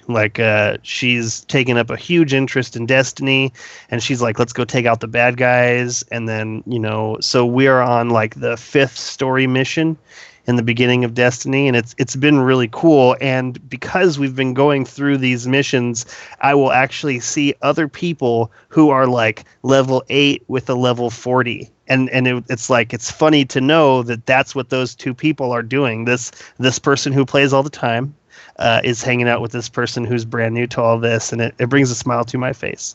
And whenever she sees enemies show up on the radar, she says, "We got company." So cute. Where did she even get that from? How would you guys feel if they released these missions that we got, and the raid and everything like that? What if it came to us much more episodically? What if, Rise of Iron was to launch, and, everybody buys Rise of Iron, and Rise of Iron launches, and it's got the Plague Lands and 1 story mission. And at next week's reset, a new story mission lands. And at the next week's reset after that, another story mission lands. So eventually you get up to the point where the raid lands. And maybe not even week after week. Some of the weeks they'd skip a week, and there'd be a gap, 1 week gap. But the content would have a lot less time to go stale. There would be a lot less I have to rush through all these levels straight to 40 on day 1 so that I can do the raid in 2 days. Like, how many of us might have spent the first 2 weeks just popping our way up to 40 slowly, rather than having to have all that stuff ready to power level right to 40 that day? Totally. I feel like Bungie is working against itself in this specific instance because, you know, they say, okay, well, the raid's coming out in 2 days, and so we rush through all of the content to get to the raid, and then it's in the past. It doesn't even matter. We weren't even paying attention. We just wanted to get it done so we could get our rank up, so we could get into the raid. It's like, why would you do that to yourself? Why would you do that to yourself instead of letting us simmer into this world and then giving us this raid? I mean, at this point, looking back, would it really have mattered if they waited 2 weeks to drop the raid? You know, we're so far past that point that when I look at it, I think there wasn't even any point rushing out all of this content, making everybody who wanted to play the raid competitively rush through all this content. What was the point? You know. No, what about even longer, Remy? What about 6 weeks? What about 8 weeks? I want to see show of hands. Who would have taken a DLC like Rise of Iron that has like 6 to 8 story missions and a raid strung out over 6 to 8 weeks? Strung out? No. Like this week you get a story mission episodically. Every week you get a new story mission leading up to the raid in 6 weeks after the Rise of Iron launches. There wasn't enough to actually. But think about that whole week you could spend doing all those Plague Land missions, go on all 3 of your characters, because look how hard it was to get 3 characters through all that content in the first week. But wait a minute. Spend time farming they call that place, Archon's Forge. You wouldn't have been able to do that because you're talking about okay, I don't know how many missions there were. I don't know now. Like 4, right? Or 5? 5? Is that 5. what it was, Greg? I think 5. So. Okay, I could be wrong, but I think it was 5. Right, so the raid would be the 6th week. Let's say it's 5, okay? Right. You open up Plague Lands after the 2nd or 3rd, right? No, Plague Lands is there to begin with. No, you just might not be able to access some of the parts of it. I think the issue is that 6 to 8 weeks is too long, a month at max. I think I do agree. I was intentionally pushing it out there. No, but I do agree with you that what they should do is drop content further apart. Like, for instance, the raid. I've said this since the very first raid because I thought it was really stupid. And back then it was longer than what it was the second raid, and then the third raid it was short again. You know, it's like they should definitely 2, 3, 4 weeks before you do the raid. Sure, why not? Because then it gives everybody a chance to do exactly what you're saying. Have all of those story missions, have all the strikes, have all the PvP maps and everything open. Go and do that. Go and enjoy it. Don't jam rush into everything and have to, you know, literally I was on for 24 hours a day to get my guy up as high as I possibly could. Right, like 386. Yeah. 386. You know, absolutely pointless to do that. Give me a month to do it. Then open up the easy mode raid. Have the easy mode raid there for a month. Then open up hard mode raid. There you've extended that brand new content for minimum 2.5 months. So what would you think about this? So the first week, the Rise of Iron launches. There's 3 story missions and the Plague Lands open. Then when reset happens, the new strike is the Nightfall, and that's when it launches. The 2 reset after that, 3 more story missions landed. Then a week after that, the raid landed. I definitely think that pacing is something that Bungie needs to work on. You know, they're really great at the slow burn as far as giving us information, drip by drip. I think that they need to take a little bit of that special magic they have, and let us live in this world. You know, when Rise of Iron dropped, we went from, oh no, here's this crazy crisis, to very neatly, this is all buttoned up, and thanks for your help within 5 story missions. This is not the way I want to play this game. I don't, especially with how quickly you have to play through it in order to get to where you need to be with the raid. I want Rise of Iron to drop, them to put us in this crappy situation, and us to have to live like that for a week. I don't want it wrapped up so quickly. You know, I feel like the people who play this game, even the ones who are on the lower end of hours, I feel like, you know, they also want this. They also want to be able to live in this world. Like, I don't think that I read one comment where somebody was like, oh man, thank goodness, you know, within 4 hours of playing this, I've buttoned up all the main story points. I don't think I read one person saying that. There wasn't one comment that was like, oh, thank goodness I don't have to worry about this any longer. And they do button it up.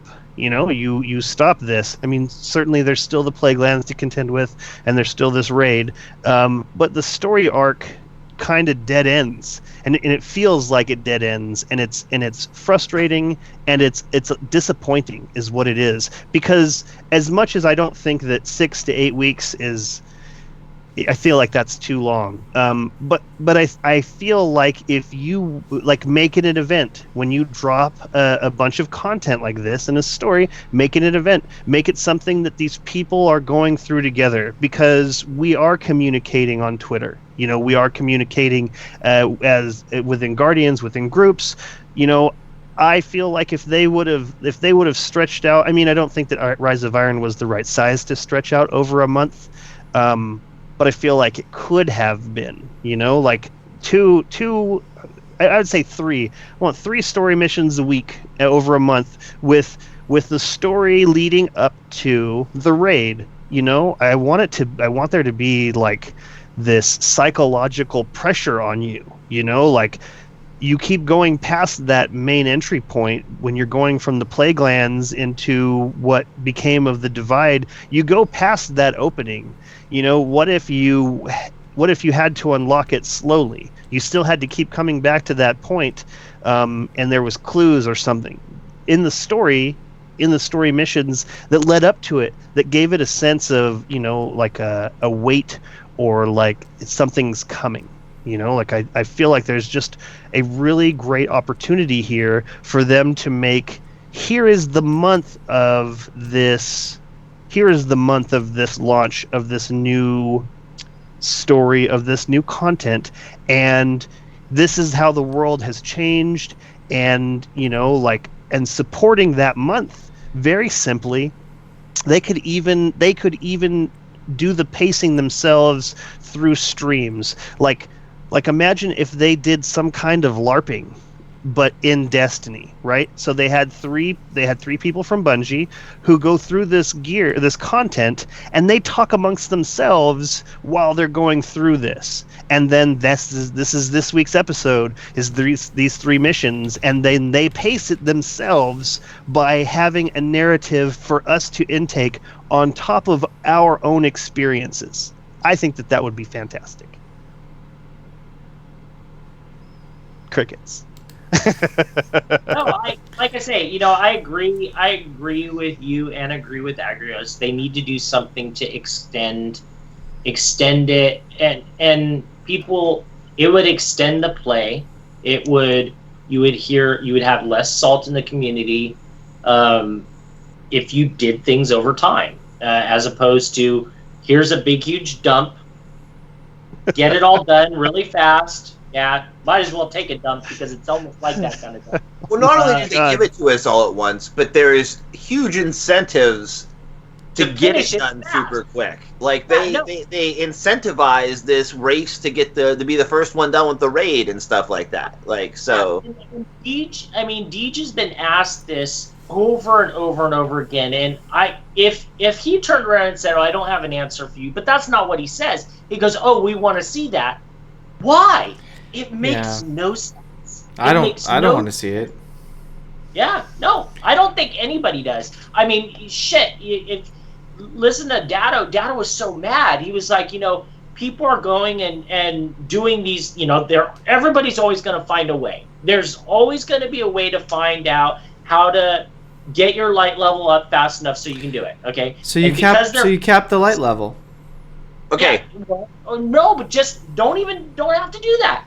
Don't have the raid released 2 days after it. I say even if it's going to be a month afterwards or however long, I think they still need to cap the light level. I think that they need to make it they need to handicap it somehow to make it a level playing field for anybody who wants to go in day one.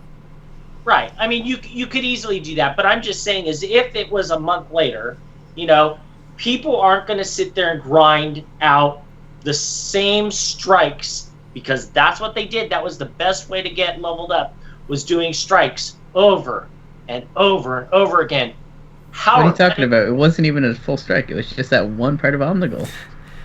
Well, I think that too. I mean, I didn't do that. Agrios and we got in, and in fact, I'm pretty sure before we even raided, Agrios, Remy, and I all jumped in a couple of strikes, and we're like, let's do this. We might get a couple good drops. It's insane. It's not logical thinking for a company like Bungie that is very logical with how they release things. Why do it like that for this? Like, I enjoy the raid race, but I wish it was, like, at a later point. Like, I want to see the raid race, but I want to see it when everyone's had a chance to enjoy the story and be at a certain point. And I think I agree with Gray as far as the light level cap goes. You need to, like, I think the easiest way to do it is simply you only make certain light level gear available in the raid for a certain period. Exotics don't decrypt the whole way to the dead highest 400 yet. You just make everything outside the raid cap at 385, and the only way to get over 385 in the first place is to get stuff from the raid itself. So everybody can get up to 385 before you go into the raid the first time, and the best teams will be, all 385 people or whatever going into that initial raid. So I do want to see that. I do enjoy that hype. I just wish, you gave everybody time to enjoy your game before that hype happened. Yep. So, Agrios, my thoughts on the episodic part of this for releasing the content. For Rise of Iron, 4 hours is actually probably pretty long to play through those story missions. I think it actually took less than 4 hours to play through them. And granted, that's not all of what the DLC was when you paid $30 to release it, but it's a lot of your first impression of that DLC.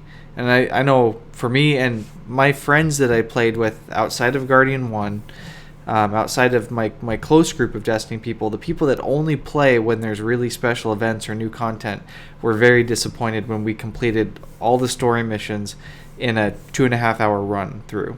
Oh, I would love to see just lots and lots more content. I just think whatever you're going to end up delivering, you need to deliver appropriately over time. Yeah, and I think that's where the balance has to be. So is it, if you do it episodically, do you release something like 5 story missions every 2 weeks or something like that? Is 2.5 to 3.5 hours of content enough for each episode as it's released is one thing they have to weigh. But the other thing is you could power through those missions pretty quickly and get your light to where you could complete it without much difficulty. What do you guys think about having those same 5 story missions? Let's go back to when Rise of Iron launched, but have the light level increase so dramatically that you can't just go from one mission to the next mission. You actually have to work at getting your light level up in order to even compete at that next mission successfully, because the difficulty is higher. Hey, I soloed them on hard the first time to make it harder. There's a problem with doing that, though. The problem is that if you make it hard, the reason is if you make it so hard that you have to get your light level up to do the next level, people aren't going to go and do the levels first. What they're going to do is they're going to find whatever it is that's giving them light level, just like what they did for the raid, and go and grind out one thing, in this case strikes, to get their light level up. And then once their light level is high enough, then they'll go back and they'll do those story missions. So you're not going to... that's your option. I mean, you could go do the highest level strike, but what he's saying, I think, is you come in and, the highest level strike list is going to be out of your reach to begin with. So you'd only be able to do the next to highest level strike list. And maybe the rewards from the story mission, the one-time rewards from the story mission, are potentially better than the strike list that you can currently handle. No, I understand what he's saying, but what I'm saying is that once you've done the mission, okay, you've done it, you've got your reward, and you're not high enough level to go to the next mission, you're going to figure out a way to level up your light without doing that mission. Well, no, each episode would increase the light cap.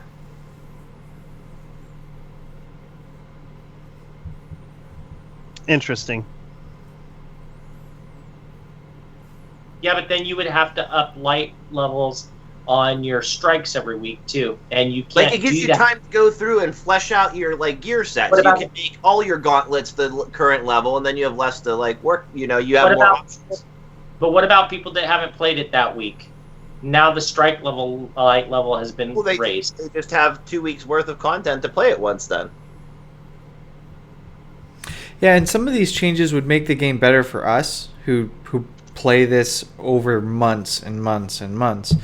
But the subset of people that, they just want to play through the content and finish it and move on to the next game, this might actually be a move that makes it so that they don't play Destiny anymore, right? They're not going to buy the new DLC because they're used to sitting down and spending their weekend playing through the new content, and then they move on to the next game, and that's how they interact with this game, and that's the kind of gamer they are. And Bungie still collects their $30 from them from that experience. So they also have to weigh the risk of maybe some people walking away from the game if it turns to being episodic.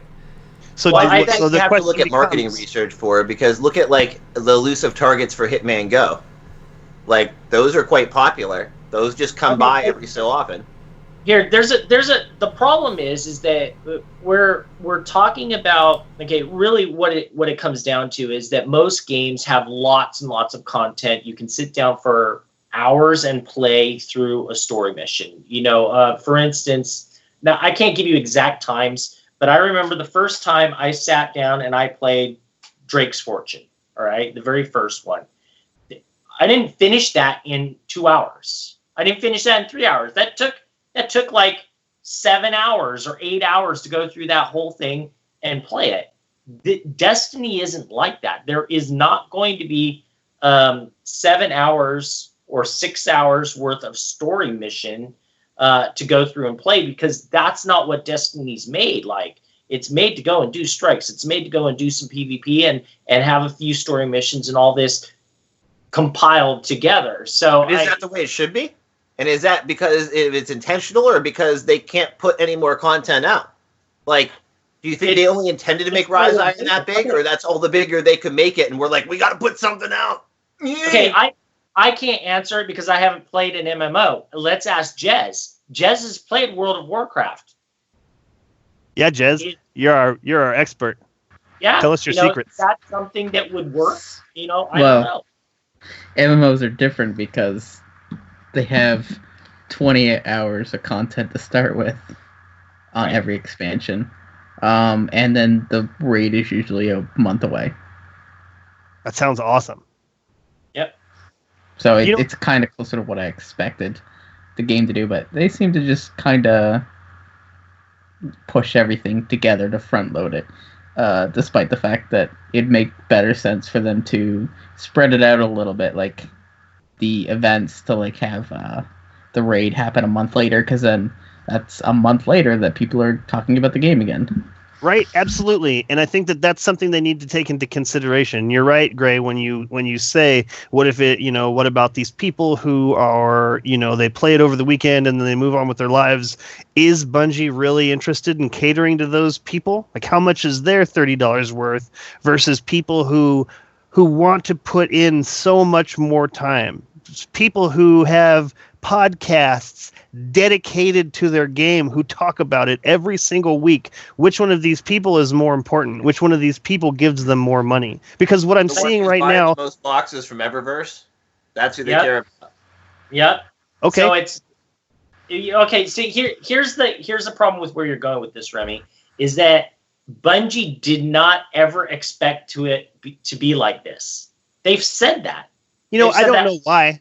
That seems what's the word? Naive.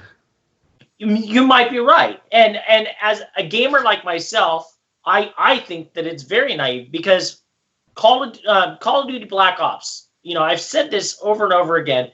My wife would come home, she'd see me on that game, and she'd be like, "You've been playing that for a year straight. Aren't you bored with that game?"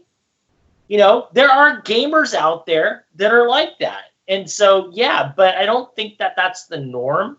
The norm is what Gray's saying. Somebody come, they buy it for 30, 40, 50 bucks. They buy the game, they go through, they play the content, and they're like, okay, time to go and pick up the next game for 30 more bucks, play it. Oh, well, I did like that game. So if they come out with the extra stuff, I'll go back and I'll play it again. But I'm not going to sit there and play it for hundreds and hundreds of hours. We're not even talking about hundreds of hours. What I'm talking about is the difference between Netflix releasing every single episode in a season in one day and you having to rush through it in order to be able to take place in conversations on the internet without having that stuff spoiled for you, and the difference between, like, what if they released it in 4 sections of 4 episodes weekly, like all I want is for them to maximize the profitability. Like one of the things that really that I felt was really awesome in year 1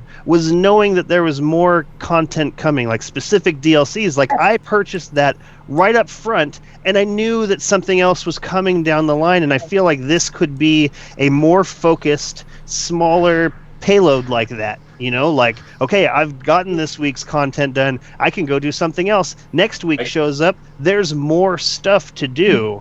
Like, okay. So people say this all the time, and this is where a lot of people in the community say it's unrealistic. I want to have a timeline of stuff. Okay, that's not what you want. You don't want a timeline. What you want is, I've paid for 2 DLCs. They're gonna bring it. They're gonna give me 2 DLCs within this period of time. I don't need to know what's in it, what's coming with it, and anything like that. I just need to know that there is something coming, and people will come back. I used to do that with all other games. You would buy DLC packs, you bundle packs when you bought the game. And they would say, oh, it's gonna be released within that year, because most games last for about a year. So what's wrong with that? There is nothing wrong with that.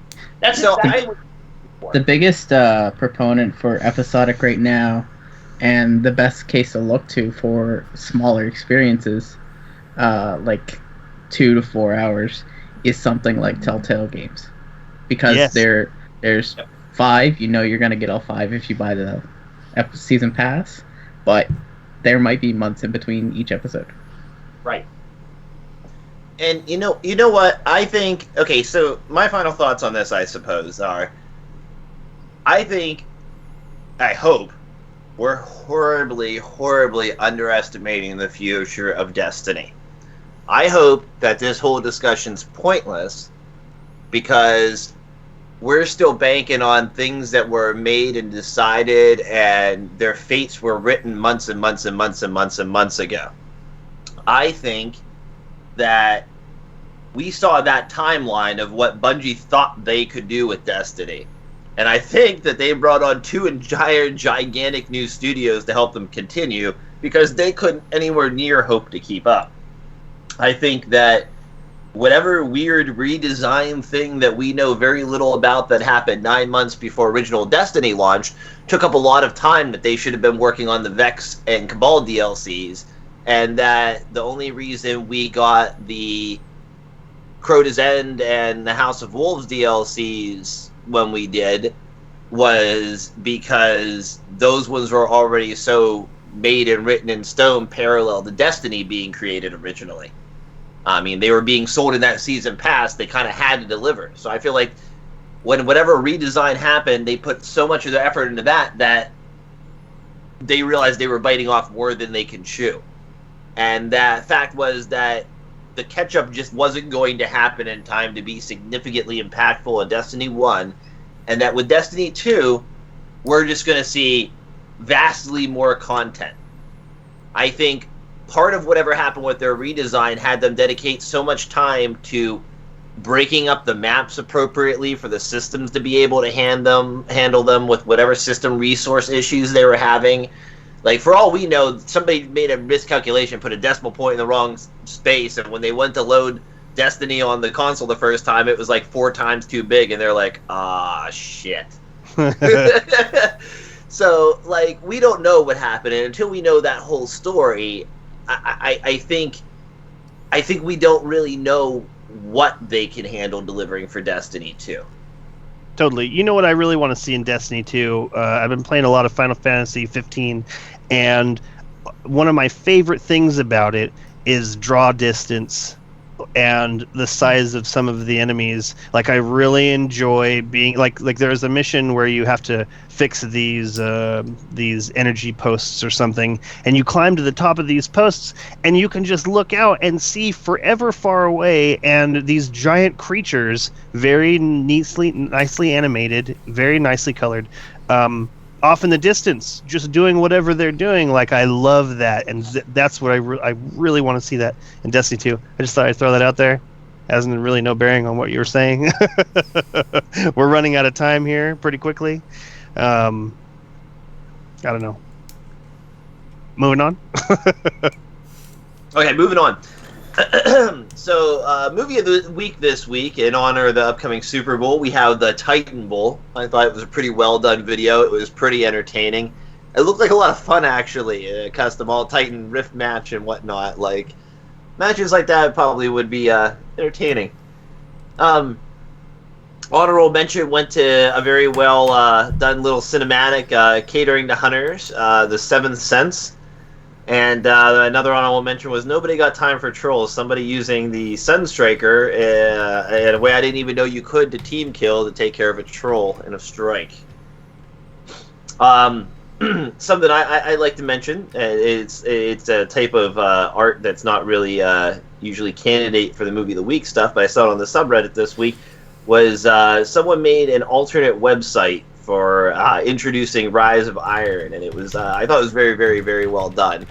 And I'll post a link in the chat as far as how to get to that artist website. It was done by someone named Seryoza Parshikov. Probably slaughtered that. But I found it on the subreddit, and I thought it was a pretty interesting take on that whole it's a neat art concept, making an alternate website for the release of Rise of Iron.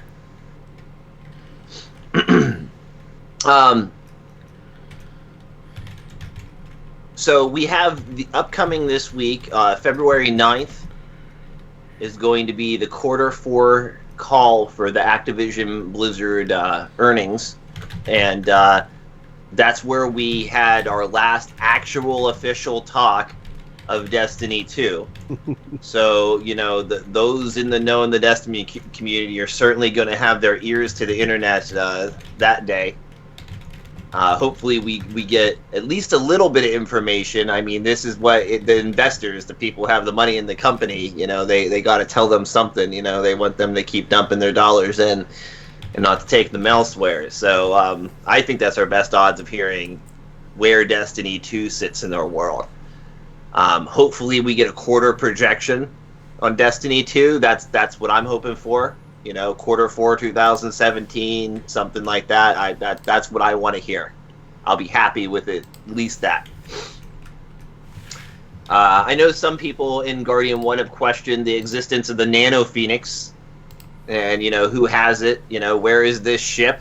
And Cosmo was questioned this week, and he said it is not bugged. It was in a thread asking that possibly they could do something like make Eyes and Fire tokens redeemable to purchase things like the ship and whatnot for those who haven't got lucky enough to pick one up. And he said, I looked into this and there is no bug. It's just a rare ship. I will pass along your feedback about requesting making it purchasable with tokens. So, what a good guy. Yeah. So we have confirmation at least. I mean, it's never going to be chasing something that... It's not like ships haven't been bugged and not dropping in the past that people have been chasing for hundreds of hours. So basically, You're telling everybody don't burn your tokens. Yeah, don't burn your tokens. Yeah, they actually. I mean, it was acknowledged in a thread. Actually, that was the point of the thread, was requesting to make Eyes and Fire tokens usable to get stuff like the Nano Phoenix. It just, somebody else went and made a thread pointing out that it was checked on and wasn't bugged anymore. So they acknowledged that at very least publicly. And something interesting, BungieCon has submitted the trademark for DestinyCon. So it's interesting that we found out, that this year's DestinyCon is actually, the community version is being called Guardian Con. And Bungie themselves has actually trademarked DestinyCon. So are we going to see an official Bungie organized event? Or are they just protecting their name and assets? Okay, so I when this happened, I went through and I was reading all kinds of different articles from everybody and their brother, and apparently this is not a rare thing to see happen with companies. There are many companies in the past that have gone out and done this. Some for sinister reasons, as in they didn't want the community having their name using it. I don't see Bungie doing that. Is that really sinister, though? I mean, if you concerned that maybe more naive or younger customers would think that conference is an official representation of I don't know. I'm two ways about it, but they said that a lot of companies will go out and do it, and the feedback was, but when you do this, you have 2.5 years to use it, and you have to use it, or it gets resubmitted back into the thing. But what companies will do is they won't necessarily use it, and they'll just wait the 2.5 years, and then they'll put forward again. So I have higher hopes that Bungie might actually do something with it, because they are very, very much into doing things with the community and for the community. So maybe we'll see some kind of Destiny con at Bungie. So I saw that use it or lose it type clause, but I don't know how far that goes. Like, could Bungie hold a employee only event called Destiny Con, and they're using it? As long as they use it, yeah. Well, I don't know that they really need to. Like, are you talking about within the building? Or are you talking about them renting out like a hotel or something? Like, no, we're talking about them using the trademark name Destiny Con, or else the trademark, whatever it is, won't allow you to keep using it as a trademark. They're like, if you're not actually using Destiny Con as a trademark, then somebody else who wants to use it can use it. Well, no, in theory, they could use it anywhere. It wouldn't make a difference. But what I'm saying is it would be really cool, and I could see them doing it as far as using that name for some kind of event. And if it was like a convention, which the name is for a con, I wouldn't see them doing it at their studios. But I mean, who knows? I mean, anything's possible. But I could definitely see it happening up there, and I would go if it's that close. Right, I would go too. Yeah. And I might try to bum a sofa at Remy's house, but right, you got an air mattress. You don't want to sleep on the sofa. Too much juice. All right. So a quick note. Varix and the Speaker are both selling 100% roll class items this week. Varix selling the Kelsbon, its Discipline Strength. It costs a legendary class item Engram and 5,000 Glimmer. And the Speaker is selling a Sunbreaker's Mark, Intelligent Strength, for 75 marks. One thing I saw posted on the subreddit this week, and I thought it would be a quick, interesting discussion, would be, what do you think about making Vanilla Destiny a monthly free game on PS Plus and Xbox games for gold? What if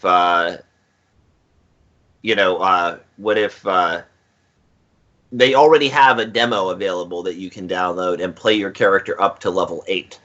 But what if they made full Vanilla Destiny the whole way up through level 20 available as a monthly PS Plus game? Those people would all then have access to standard Crucible from that point on too. I don't know. There's definitely pros and cons to this idea. Jez, what do you think? I mean, I don't see any cons to it, really. I mean, except for the fact that now the vanilla game is severely gimped because of the way they handled upgrades to it. So what do you mean exactly? Well, like, you can't do Nightfalls, can't do raids. Well, you can do the first raid. But then again, you also have to have people... But the people who really liked it can go and buy, the collection upgrade and then get all that stuff. Yeah, but it's like... it's more... that would be more of a demo, and people would complain that it's their PS Plus free game. It's only one of many. I mean, they kind of make up for crappy games by having more games some months, Yeah. Anyways. Sharks, what do you think? Someone else. I don't know. I don't have a problem with PS Plus putting newish type games up there and giving people a chance to go back and play. It's not like somebody would be able to come in and do everything that we would do anyways. So yeah, sure, why not? Give it to people. I mean, people are paying for that PlayStation Plus anyways. I like it when you see new-ish type games. In fact, a game that I thought about purchasing in the past was Little Big Planet 3, and that's what's going to come up on PlayStation Plus for February. And I'm like, yeah, heck yeah, I'm going to buy that. It's not a new game, but it's new enough to go out and enjoy. So yeah, do it.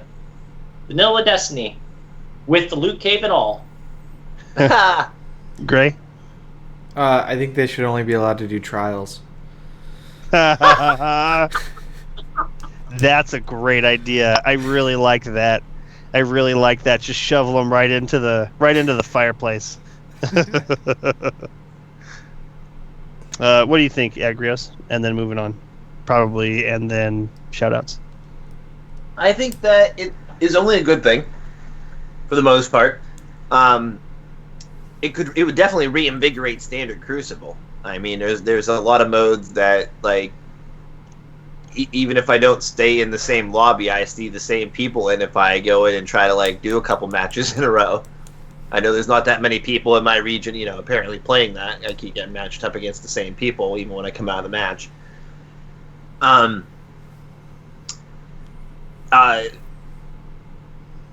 mean, it'll generate some hype for the game. I think you want to time what month this is going to happen in. Like, I think this would be good to time to have a certain right amount of months before Destiny 2 is going to launch to generate hype in people who have never played Destiny ever.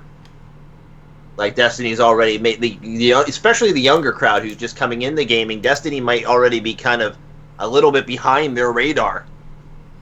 Like, if their current friends aren't currently actively playing Destiny and there's not something new, nobody knows anything new going to come out for Destiny. Yeah. So aside from the niche reporting on it, they might not even be very aware of Destiny. So I think something like this could definitely be good for marketing for Destiny 2, as well as reinvigorating what's left of Destiny 1. Yeah, I could see that. And that's everything I got this week. So, sweet. Shout-outs, starting with Gray. My shout-out this week goes to my grandmother. It was her 80th birthday on Saturday. So, happy birthday, Grandma. Happy birthday, Grandma. Sharks? My shout-out goes to everybody in Guardian 1 that has been working on the sidelines, trying to get our little movie thing going. It's been really fun chatting with everybody, watching all this stuff going through, and then, of course, watching the video tonight. So shout out to all of you doing that. I agree. Agrios. Shout out to River for every week taking care of helping us with our stream processing and uploading operations and everything. He still does more work than being the voice of Hollow River behind the scenes. And even though he can't join us on the show for whatever he has going on, I still appreciate all the help he gives us. Absolutely, very helpful.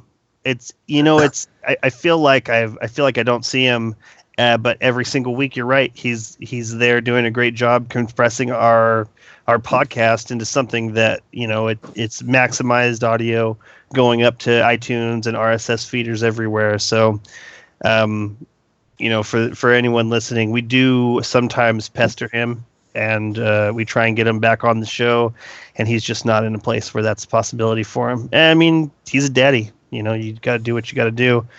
He says he wishes he could, but it's just not. Well, my next endeavor is to get him on a special stream with us. Like, we're going to go do a raid or a strike or something and stream with River when River can. Will be like the name of it.